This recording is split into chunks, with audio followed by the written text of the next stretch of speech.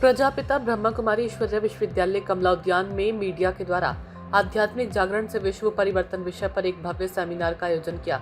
कार्यक्रम में देश के विभिन्न स्थानों से आए मीडिया प्रतिनिधियों ने उत्साहपूर्वक भाग लिया और आध्यात्मिक व सकारात्मक सोच के महत्व पर गहन चर्चा की।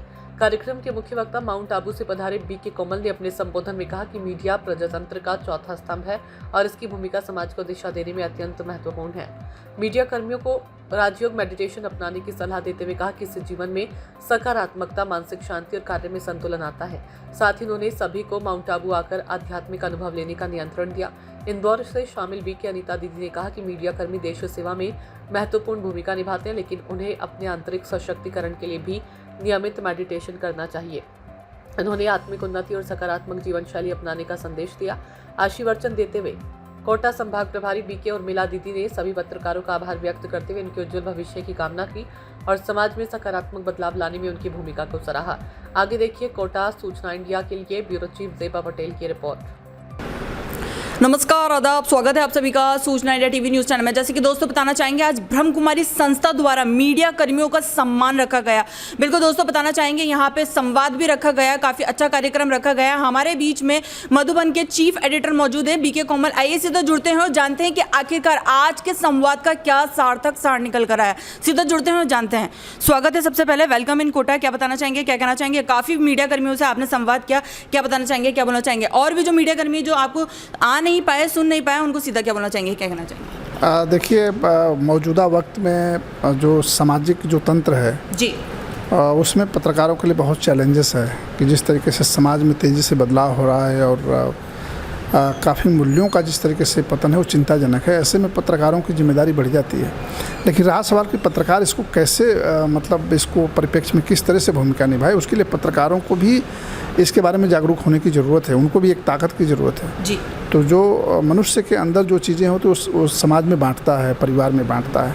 तो एक कैसे मनुष्य के अंदर, पत्रकारों के अंदर एक सकारात्मकता आए, एक पावर आए, एक शक्ति आए, जो मौजूदा जो परिदृश्य है उसको फेस करने की पावर आए, वो प्रॉपर डायरेक्शन में काम करेंगे। आपको क्या सोचना है, क्या बोलना है, क्या नहीं बोलना है, कैसे उठना है, कैसे बैठना है, कैसे चलना है जी। आपको क्या खाना है, क्या नहीं खाना है, कहाँ कितना बोलना है, कितना नहीं बोलना है, ये सारी चीज़ों को चैनलाइज कर देता है। बिल्कुल, पत्रकारिता में आपका अनुभव काफ़ी सालों का है। कहाँ कमी है, कहाँ परिवर्तन देखना चाहते हैं आप, कहाँ सुधार देखना चाहते हैं, ये भी जनता जानना चाहेंगी। बहुत से पत्रकार हैं जो आपको सुन रहे होंगे, क्या कहना चाहेंगे इसको भी लेकर? देखिए, पत्रकारों को मौजूदा वक्त में समीक्षा करने की ज़रूरत है, क्योंकि जिस मिशन के साथ पत्रकारिता दुनिया भर में जानी जाती है और लोगों को जिस तरीके से उम्मीदें हैं, जो उसे चौथे स्तंभ के रूप में जाना जाता है, उसके लिए पत्रकारों को सजग होकर और निष्पक्ष भाव से इस पे काम करने की ज़रूरत है, ताकि समाज का जो विश्वास है वो बना रहे और नया समाज की जो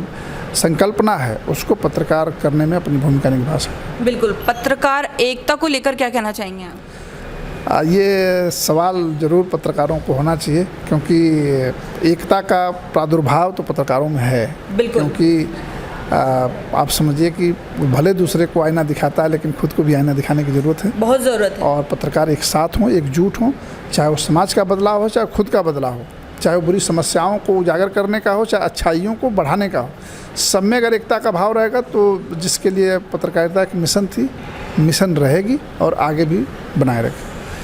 प्रजापिता ब्रह्मा कुमारी ईश्वरी विश्वविद्यालय की इस वर्ष की थीम रखी जी, क्योंकि वर्तमान समाज का जो परिदृश्य देख रहे हैं, चारों तरफ तनाव, चिंता, अनिश्चितता, तो हर एक के मन में एक विचार आता है कि कुछ न कुछ समाज के अंदर में परिवर्तन होना चाहिए, और वो परिवर्तन का आधार केवल और केवल आध्यात्मिकता ही है जी। तो इस साल थीम रखी गई कि आध्यात्मिक जागृति द्वारा विश्व परिवर्तन, और इसमें मीडिया की तो बहुत बड़ी भूमिका है ही, क्योंकि मीडिया जो दिखाता है समाज को, मीडिया जो लिखता है, मीडिया जो सोचता है, उसी अनुसार मनुष्य की भी सोच निर्मित हो जाती है। जी बहुत लंबे समय तक बार बार जो बातें सुनते हैं, देखते हैं, तो उनकी भी वही विचारधारा हो जाती है। जी बिल्कुल। क्या कहना चाहेंगी आप, अगर कोई महिला अगर इस संस्थान से जुड़ना चाहे, ब्रह्म कुमारी दीदी बनना चाहे, तो क्या उसको सांसारिक जीवन छोड़ना पड़ेगा? ये एक बहुत मुख्य सवाल है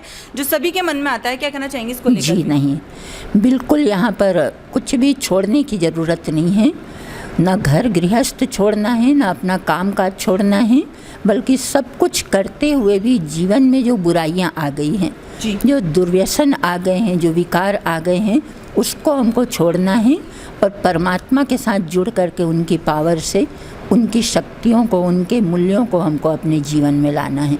बिल्कुल। आप में कैसा परिवर्तन देखती हैं जुड़ने के बाद? कितने साल हो गए आपको ब्रह्म कुमारी दीदी बने? मुझे 43 ईयर हो गए और मैं भी ब्रह्मा कुमारी संस्थान से जुड़ी, तो मैं भी एक टीचर के रूप में शासकीय स्कूल में मैं सेवाएं देती थी। क्या बात। लेकिन संस्था से जब जुड़ी तो मुझे लगा कि केवल छोटे बच्चों को ही नहीं, लेकिन आज हर एक को आध्यात्म की ज़रूरत है। बिल्कुल दोस्तों, जिस प्रकार से आपने देखा, सुना, जाना, अवेकिंग विद ब्रह्म कुमारी दीदी इसका एक टीवी शो आता है डिजिटल पे, टीवी पे, जो बहुत प्रसिद्ध है। और आप देख सकते हैं किस प्रकार से पॉजिटिविटी समाज के अंदर फैलाने के लिए किस प्रकार से ब्रह्म कुमारी दीदी कार्य कर रही हैं। आप लोगों ने टीवी में देखा होगा, लेकिन आज लाइव हमारे माध्यम से सुना है। अगर आप भी इससे जुड़ना चाहते हैं तो जुड़े, अपने जीवन में परिवर्तन देखें। ऐसी बहुत सी जानकारी के लिए आप हमारे माध्यम से जुड़े रहिए। मैं ज़ेबा पटेल, स्पेशल पॉड से धन्यवाद। सूचना इंडिया के सभी दर्शकों को बधाई। अब आप सूचना इंडिया देख सकते हैं जियो टीवी चैनल नंबर 4053 पर भी। साथ ही सूचना इंडिया के सभी सोशल प्लेटफॉर्म इंस्टाग्राम, फेसबुक और ट्विटर से जुड़े और पाएं आपके क्षेत्र से जुड़ी हर एक खबर।